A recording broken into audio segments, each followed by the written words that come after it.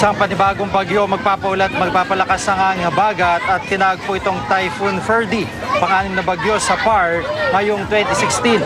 Nakataas ang public storm signal number 1 sa Cagayan, Northern Isabela, Kalinga, Apayao, Abra, Batanes at mga isla ng Babuyan. Namataan ang mata ng bagyo sa layong 780 kilometers silangan ng Apari, Cagayan.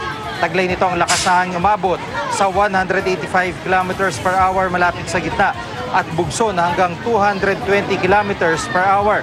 Inaasahang kikilos ang bagyo pakanluran, Hilagang Kanluran sa bilis na 20 kilometers per hour. Sa forecast track ng Pag-asa, may posibilidad na maglandfall ang bagyo sa Batanes sa Miyerkules. At pwede rin itong maging super typhoon bago ito maglandfall. Bukas asahan na maulang panahon sa western section ng Luzon sa umaga pa lang. Katuulanin na rin ang halos buong Luzon sa hapon at gabi.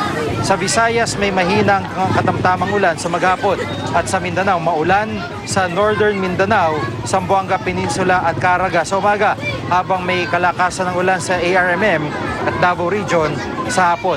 Sa Metro Manila naman may mahinang ulan sa umaga habang may thunderstorm sa hapon. At bukod sa bagyong Ferdy, may isa pang bagyo nagbabadyang pumasok sa PAR sa Miyerkules. May chance na ring magkasabay sa loob ng PAR ang bagyong ito at ang bagyong Ferdy. Yan ang latest mula sa GMA Weather. Magplano para sigurado I am ready. Serbisyong totoo ng GMA News. At kaugnay po ng monitoring sa lagay ng panahon, makakausap po natin si Gidong Nathaniel Cruz, GMA resident meteorologist. Mang Tani, magandang hapon po sa inyo. Magandang hapon, Jiggy. Apo, Mang Tani, at dalawa ang minomonitor po ninyo. Tama po ba ito? Tama yun, Jiggy. Pero syempre, ang unang concern natin ay itong malakas sa bagyong Ferdy na ngayon nga ay patuloy na nagbabanta dyan sa may Northern Luzon, lalong-lalo na dyan sa probinsya ng Batanes, Jiggy. Opo, Mang Tani, dito sa maapektuhan muna ng Ferdy, nangangahulugan ba yan na yung mismong mainland, tong parteng Apari, maapektuhan ng gusto at lalo na yung pong Batanes, yung mga islands po dyan? Well, inaasahan natin, Jiggy, na yung sentro ng bagyo, mas malapit dyan sa may Batanes. Yung probinsya ng Batanes, kasama na yung mga isla ng Babuyan.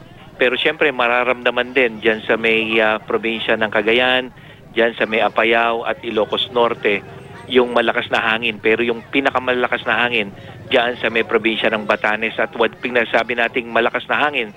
Sa ngayon, Jiggy, ay 185 kilometers per hour na ito. Ang bugso 220 at inaasahan na habang papalapit itong sentro ng bagyo o mata ng bagyo dyan sa mga lugar na binanggit natin ay inaasahan na lalakas pa ito at baka umabot pa ito ng kulang-kulang 200. Pero sa Joint Typhoon Warning Center, Jiggy, ay posibleng umabot ito sa Super Typhoon category. Ibig sabihin ay 220 kilometers per hour ang hangin nito o mas malakas pa, Jiggy. Opo, at yung pong isang bagyo na posibleng makasabay nitong Ferdy, ano po ang information niyo po tungkol dito? Sa ngayon, Jiggy, ito ay isang tropical depression pero ayon sa datos ng Joint Typhoon Warning Center ng US, ay pwedeng pumasok ito sa area of responsibility natin bilang isang tropical storm. So, araw ng Miyerkules yan, maaaring nasa loob pa rin ng area of responsibility itong Ferdy at papasok naman itong tropical storm na posibleng tawagin nating Hener pagka pumasok ito, at ito ay magpapalakas din ng habagat kapag umalis na ng PAR ang bagyong Ferdy, at ito ay yung pangalawa naman ay kikilos patungo ng Taiwan, Jiggy. Opo, yung Hener ho, saang area po ito? Parteng Northern Luzon din po ang mahagi po nito? Hindi, Jiggy, ang tinatahak nito base doon sa forecast track ng Joint Typhoon Warning Center at ang Metra ay more to the north. So kung itong si Ferdy ay posibleng tumama sa Batanes, ito namang pinag-uusapan natin si Ener, pwedeng hindi ito tumama sa Batanes kung hindi doon sa may northern part ng Taiwan. So mas norte ang track nito kung ikukumpara mo dito kay Ferdy. Jiggy. Opo.